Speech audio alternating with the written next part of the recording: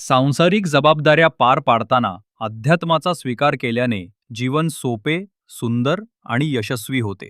असे उद्गार सद्गुरू माता सुदीक्षाजी महाराज यांनी 78व्या निरंकारी संत समागमाच्या तिसऱ्या दिवशी उपस्थित असलेल्या विशाल जनसमुदायाला दिव्य प्रवचनांद्वारे मार्गदर्शन करताना व्यक्त केले.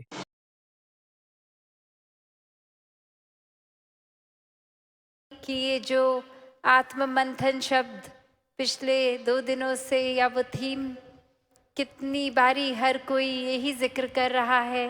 कि अपने मन के भीतर जाना कितना ज़रूरी है। ये एक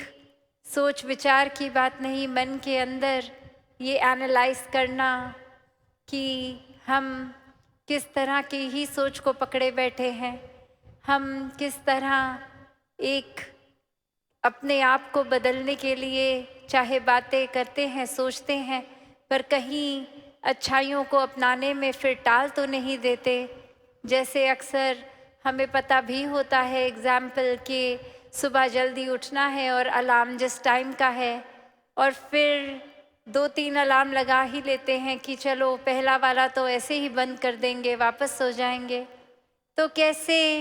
एक भाव आ जाते हैं जब उस तरह से लॉजिकली अगर सोचें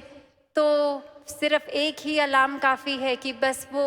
एक ही बार बजे, उससे पहले कंटिन्यूस सो जाए और वो ही एक फाइनल वार्निंग की तरह हमें उठा रहा है, और बात वहाँ पे भी बन सकती है।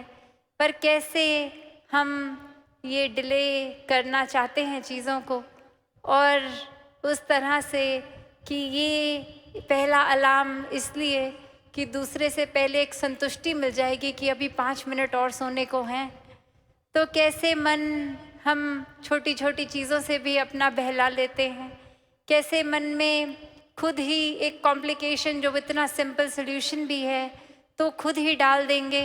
फिर उसके बारे में सोचेंगे और फिर अंत में वो सोल्यूशन इतना सिंपल लगेगा। वैसे ही ये आत्ममंथन से कंक्लूजन्स भी यही निकलती हैं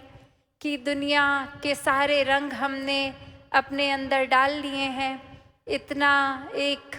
हर एक बात का असर इस तरह कभी कभी बांध लेते हैं कि बस किसी एक ने एक बार कुछ ऐसा बोल दिया तो वो मन उस इंसान के लिए हमेशा के लिए ही मैला हो गया। तो ये जब निराकार प्रभु को आधार लेते हैं तो वाकई ही फिर वो हमारा एक कंफर्ट का जोन जितना होता है उससे बाहर भी चले जाते हैं, और मन फिर बहुत ही चीज़ों को सिंप्लीफाई भी कर लेता है कि ये दातार का अब आधार लिया है इस निराकार प्रभु परमात्मा का। तो अब जब मन के भीतर अपने ही एक अंदर की तरफ की यात्रा, ये जर्नी विद इन आत्म मंथन करेंगे तो फिर